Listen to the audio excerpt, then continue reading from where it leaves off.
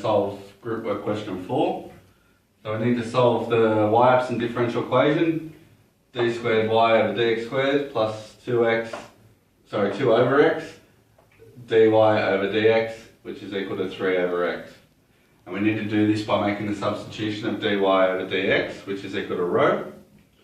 So we need to find the second derivative of that, which is d squared y over dx squared is equal to d rho over dx.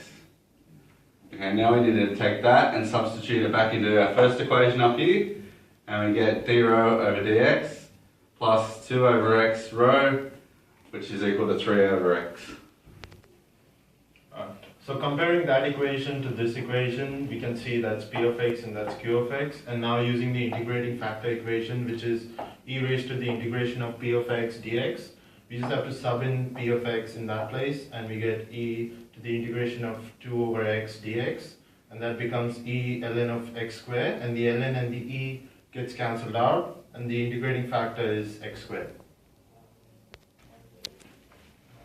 Okay, so now now that we have the integrating factor, we can use the formula that the derivative with respect to x of the integrating factor times rho equals 3 on x times the integrating factor.